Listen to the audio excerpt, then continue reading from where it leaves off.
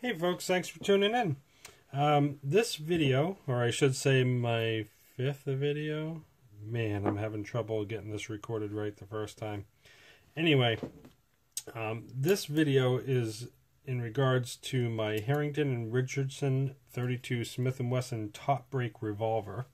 I had done a video previously on this gun. Actually, it's not this gun. It was actually this gun, which is in much better condition. It was handed down to me by my grandfather.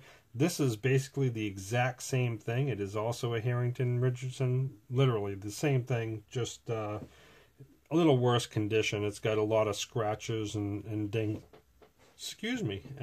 and so on. So I'm going to demonstrate for a viewer that commented that they had one similar to it, and somehow somebody had taken it apart and he cannot get the hammer installed back into the gun. So I am going to attempt to disassemble and reassemble the hammer to show him how to do it. Now, I'm going to, as a disclosure, I'm going to tell you right now, I'm not a gunsmith whatsoever, and you're going to clearly see that as I take this gun apart and put it together. For me, there really isn't an exact science to installing this hammer. It's a matter of getting stuff positioned right and kind of finagling and a lot of little play of the fingers to get stuff to basically fall into place, literally. So with that being said, I'm going to disassemble it.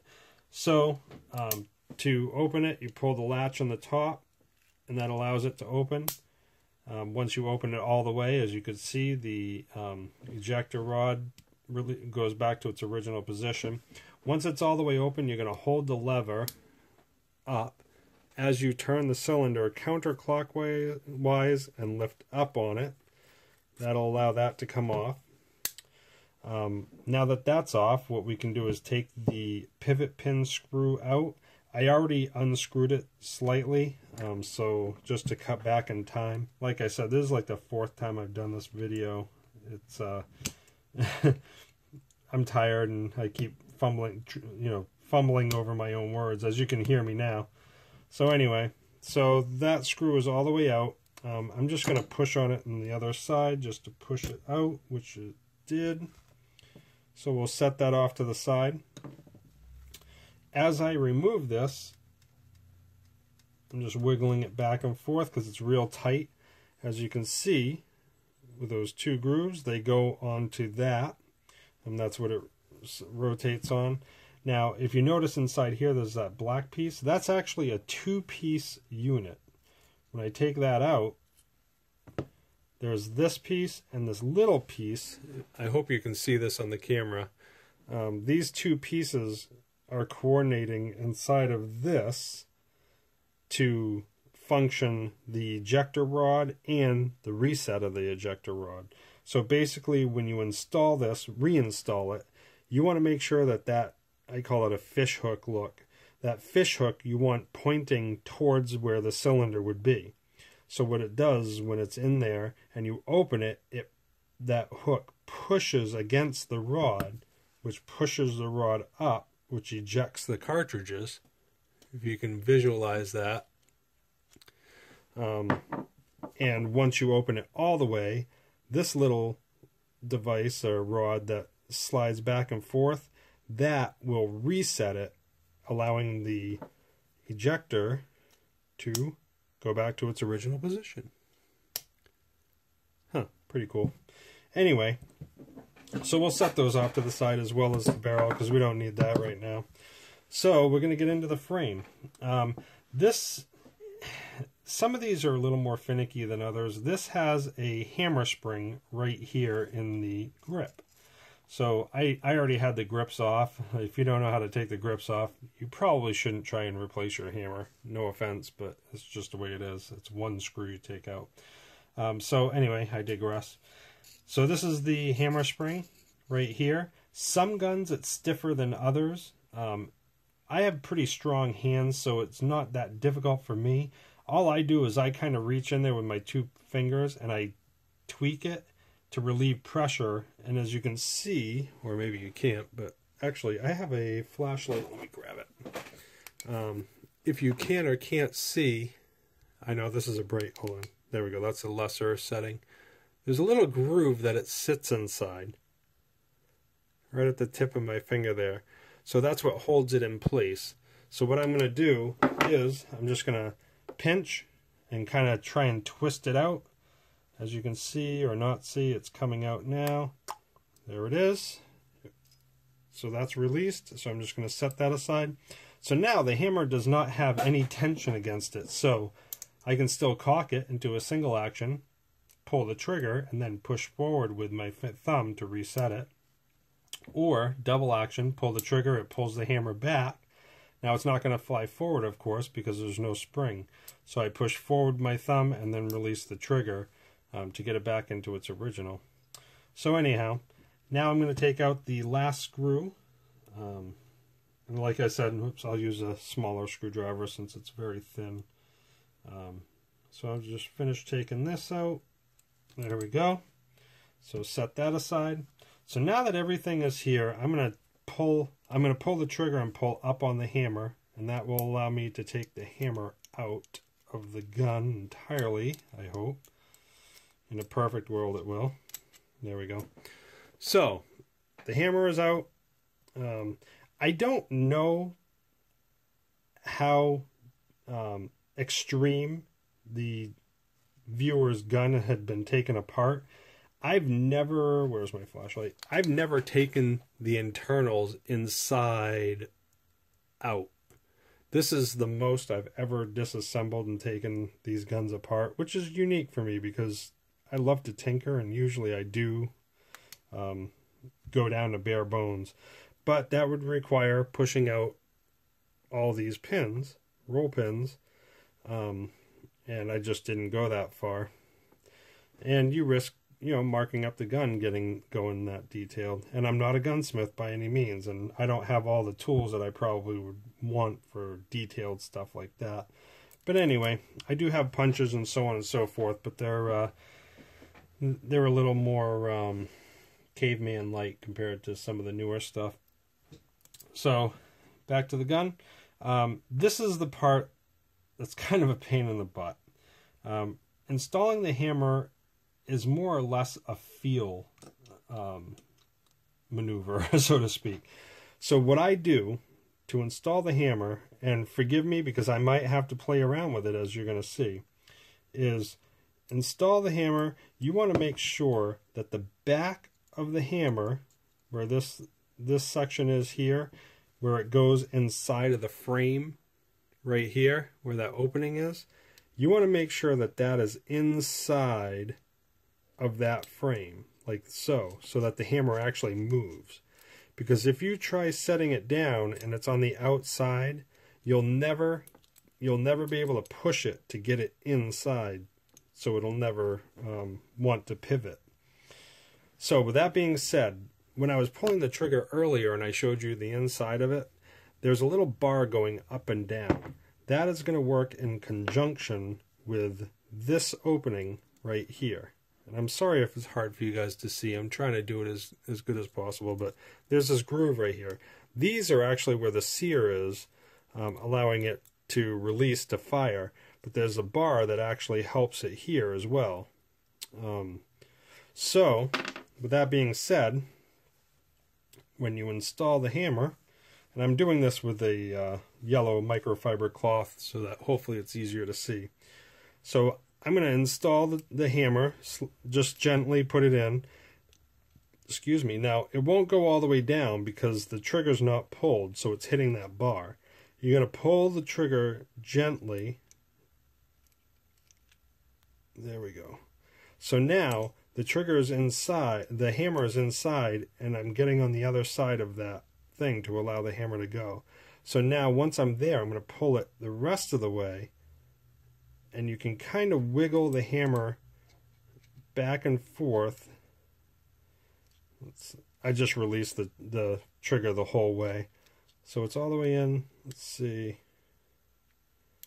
So basically what I'm doing is I'm holding the hammer and I'm kind of pushing it forward, like I want to guide it into the hole where the firing pin comes out of to hit the primer of the bullet.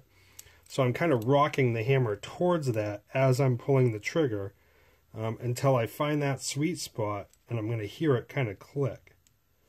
There it is. I just heard it. Maybe it came back out. Hold on. There we go. So I just heard, I just felt it anyway. I heard and felt it. So let's see. There we go.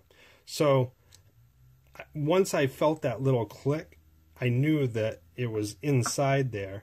So now you can see, I hope. Now you can see the firing pin. Oh my God, my hands are so big. Get out of the way. The firing pin is sticking out of the hole. The hammer is inside. It is lined up to where you can actually see through for the screw to go back inside. So once it gets to this point with the hammer down and that there with the hole open, and you can kind of pull back on the hammer gently, just barely, not all the way, just a teeny bit. You can feel that it's not restricted at this rear area like I had showed you earlier, just a minute ago. So that tells me that everything is lined up properly. So I'm going to take my screw and just set it back inside. I'm just going to give it 1 or 2 turns just to make sure it's in there. 1, 2, good enough, so it won't come out. And I'm going to pull back on the hammer. The trigger came back. The hammer is locked back. I'm going to pull the trigger, and I'm going to push, as I'm holding the trigger back, I'm going to push the hammer forward. And once it's all the way forward, let go of the trigger. That'll reset it. Now I'm going to pull the trigger. It pulls it back into a double action. Now I'm going to push it forward, release the trigger. So everything functions as it should. So I am going to, oh, and by the way, when you pull the trigger as well, you want to make sure that this bar comes up inside the frame, because what that does is it rotates the cylinder as it fires. I think it's the cylinder guide or something like that. Again, I don't know all the, I'll use, oops, timber, sorry about that. I'll use a flashlight in case you can't see it, but as I pull the trigger, do you see that little bar inside going up and down? Right there? Anyway, so once you know that that works, then you can just screw the rest of the way in.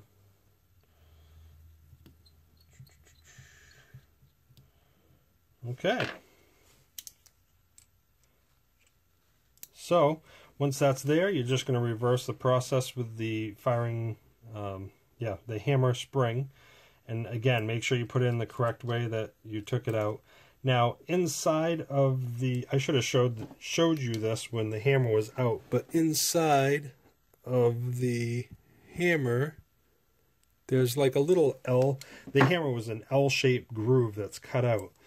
This just sits inside of that L. It's literally an L like this. So this just goes inside of that L.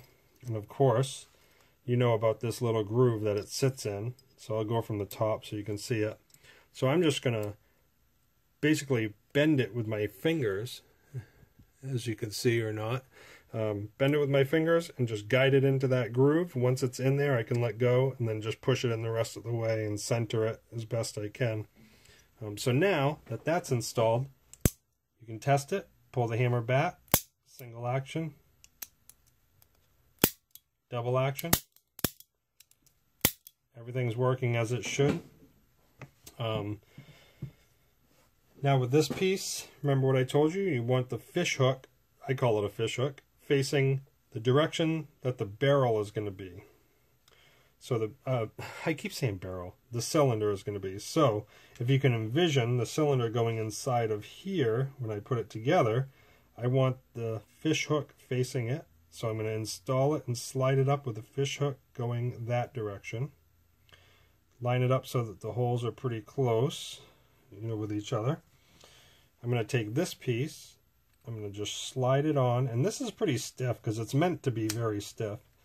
Once it's in, I'm going to take this screw that held that together, slide it inside, push down until it stops. I'm just going to give a couple small tweaks just so it doesn't fall out on me. There we go. So now I'm going to take the cylinder. Now remember this latch, you're going to pull up on the latch when you reinstall the cylinder. So as I'm holding up on that, I'm just turning it clockwise. And as you'll see the cylinder lower as you're turning it. And once you get to the end, don't panic. You can't overturn it. It'll keep resetting on a little guide rod. Remember I showed you that it was kind of threaded. Those threads only go so far and then it's open. So it'll keep following it and then reset and reset and reset. So you can't go too far. You won't damage it by keep going. So anyway, I'm all the way down now. So I'm going to release this and I'm going to push it. Oh, I'm going to open it all the way up, let it reset, and then push it down. Actually, you know what? Maybe it wasn't all the way down. Let me try that again. There we go. There we go. It's all the way down now. I guess it wasn't all the way. So, there we are. Works. It resets. So, fully operational. Again, I know it wasn't a very detailed reassembly of the hammer. I hope that those internal parts aren't taken out on your gun that you're talking about. But, you know, hopefully this helps. The biggest thing is be patient. You know, it's going to take a while, and, you know, it probably took me a good 20 minutes to 45 minutes trying to figure out that hammer, you know, just manipulating it and kind of, you don't want to force it, but, you know, you want to kind of try and rotate it as you're manipulating the hammer to get things to just fall into a groove. You'll feel it kind of slip in place once you get it right. So I hope this helps. Let me know if it doesn't. I guess I could try and do a more detailed one, but I can't think of anything other than taking those internal parts out if that's the case with you. But good luck. I hope everybody is safe, and let me know if you have any questions. Thank you.